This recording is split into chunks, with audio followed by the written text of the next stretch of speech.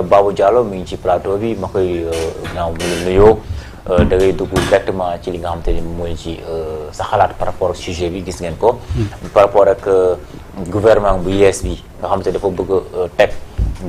jubal ak jubanti tegaat lépp ci yoon te noonu la ko Sénégalais yëpp bëggee ci wàllu payub impôt te Sénégalais bu nekk da nga war a sax xeex ngir ku nekk mën a respecter am culture di fay impôt ndax réew mi mën a dox. mais ci jamono jooju mu koy defee baaw jamono jooju daal daanaka ci côté presse bi ñu yëg nañ ci suñu bopp bu baax a baax de manière nag négative voilà ci côté finance bi daal xaw na yéeme trop ci yenn groupe de presse yi ma bàyyi la nga wax sa xalaat. bon maa ngi lay nuyu Aliou di nuyu Boucar en plus maa ngi jégalu tuuti si kii. mais c'est normal parce que yow rédaction bi da leen di wax mbokk internet bi moom. ci rédaction bi la nekk en plus moom mooy gérer chef équipe du soir voilà te daanaka information dafa xaw a sensible lu tax ñu certifié ñu bokk na ci qualité d'information boo xamante ni Presse Afrique mu ngi koy fournir à ses lecteurs voilà mi ngi noonu moo tax il faut que ñu siy jël temps bu baax a baax bu jaree sax émission bi ñu bàyyi ko ngir information yi sûre yu wóor moom boobu moom dama lay rassurer foofu noonu parce que information yi ñu joxe moom mooy farata bi daal en tout cas voilà nga bàyyi la nga continuer effectivement voilà donc après avoir dit cela léegi maanaam affaire impôt je pense que impérativement bon en fait peut-être que ñun Sénégal amuñu woon culture fay impôt c'est-à-dire moo tax tey bu ñu mettre de kii nu mu devant le fait accompli dañuy gis naa ne nit ñi dañ xaw a jaxasoo tuuti quoi parce que peut-être à l'époque dans les villages gars yi bu traite bu doon kii bu ñu doon jaay gerte ba pare si la gars yi doon def la collecte des impôts dans les villages à l'époque effectivement comprendre donc mais dañ demoon ba à un certain moment aussi loolu après dañ ko bàyyi woon comprendre et man dama doon dégg samay maam ñuy expliquer quoi à l'époque même temps Mamadou Dia ñoom Senghor et même temps à l'époque coloniale c'était tellement exigé que même les béykat yi ils avaient la trouille bu ñu doon gis sa nit jóge ci ville bi ñëw foofu parce que impôt bi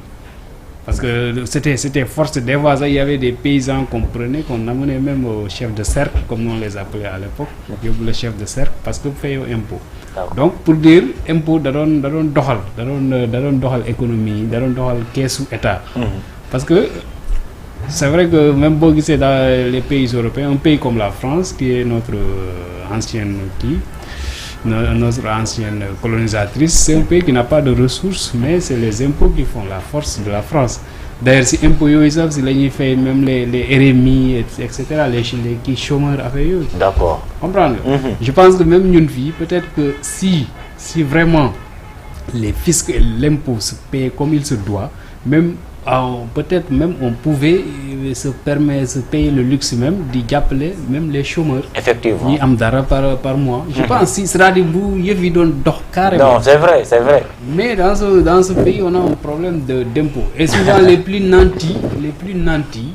ñoo ko dul fay. mais les plus nantis boo ko mënee leer parce que. bon les plus nantis mooy maanaam ñu ëpp moyen. d'accord ñu ëpp moyen c'est-à-dire ñi gën a ñi ëpp moyen tey pour fay impôt par exemple tey ku yor immeuble am R+5. ouais yor ko Point E benn yor beneen Almadies yor beneen Fann Résidence. kooku tey moo war a fay impôt pour au moins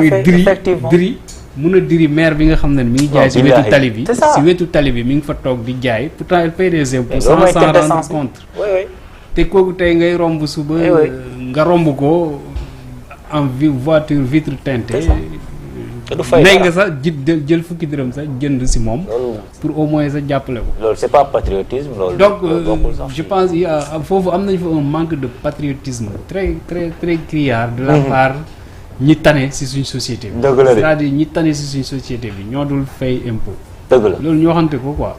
et daa mel ni dafa amoon après benn genre protectionnisme parce que tamit fi ñu doon fayee impôt yi mbaa ceux qui sont chargés de collecter ces impôts entre ñoom la ak ñooñu la donc ce qui fait que y avait benn clan ci kaw comme ñoo far daal waaw y avait benn clan ci kaw après ñun ñu nekk ci suuf léegi au lieu que ñoom ñi ñu tane xëcc ñun léegi ñoo war a ñëw di leen xëcc mais ce qui fait que affaire bi day diis yenn bi day diis day diis non seulement si le citoyen lambda day diis si état bi day diis si sur les services sociaux de base. loolu mooy indi tey ma dëkk tel quartier soxla fa assainissement du am. loolu mooy indi tey ma dëkk tel quartier inondation mënu fa jóge parce que ressource amul yoo xam ne tey mën nañ investir foofu pour yooyu jóge comprendre léegi nag bu ñu ñëwee aussi dans notre corporation la presse instant yi c'est vrai on traverse une crise bon d'après en tout cas d'après d'après ce qu'on voit d'après les faits il y a une crise qui dit pas son nom tey gis nañ depuis avant-hier il y a la suspension de parution de 2 quotidiens sportifs yoo xam ne ça a fait un peu la fierté du sport sénégalais n'est-ce pas mooy sunu lamb ak stade gis nañu aujourd'hui aussi Vox Pop mooy bu génnul donc yooyu yëpp ñoom tamit ñu ngi ci crise tey maa ngi déglu RTS maa ngi déglu Ibrahima Lissa Faye rajo RSI rajo Sénégal International mu siy wax en tant que représentant du CAP de la CAP mooy la convention des associations de la coordination des associations de presse maa ngi déglu aussi le patron de Dakar Actu moom it muy wax ci affaire bi nee na sax moom it il est déjà victime il est victime de cette crise déjà toute la presse toute la presse bon maintenant c'est-à-dire est-ce que c'est pourquoi aussi bi ñu waxee affaire man je me pose cette question pourquoi bi ñu waxee affaire fisc ou bien affaire impôt pourquoi la presse se sent aussi fragile est-ce que ça veut dire que ça se faisait pas ou bien il y avait une manière de le faire de sorte que du doon sonal presse bi ou bien bon parce que moi je me suis posé après tant mais avec le régime précédent est-ce que jàppoo ko ni tamit voilà tamit ñooñu teguñu li nga xam te moom la presse parce que y avait amoon ay trop de laisser aller waaw c'est ce que je dis c'est-à-dire même loolu bu amoon je pense que c'était à la presse en tant que pouvoir parce que c'est un pouvoir c'était à la presse de s'organiser ba loolu ba loolu ñàkk am c'est-à-dire tey même quel que soit le pouvoir bu fi nekk mu lay defal ay moratoire ou bien des facilités si ngay bañ a fay fisc te nga nekk une entreprise je pense que loolu aussi war nga bàyyi xel que lii est-ce que arrangé na réew mi est-ce que tôt ou tard du ma rattraper c'est ça ouais bu nekkee noonu la demee peut-être que mën nañu wax ne tey loolu moo rattrapé presse bi tey mu indi panique générale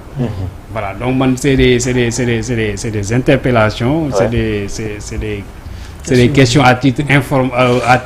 c'est des questions très intéressantes aussi donc man si loolu laay laaj quoi effectivement parce que vraiment brusquement pourquoi on parle de fisc rek la presse est devenue aussi fragile loolu sincèrement jaaxal na ma donc est-ce que ça veut dire que comme ni ma ko waxee ça se faisait pas avant ou bien am na nu ñu ko doon demee ou bien am na daal nu ñu doon jëflanteeg yeneen nguur yi fi jógee d'accord merci ko nangoo fay sénégalais moo amul culture comme ni ko kii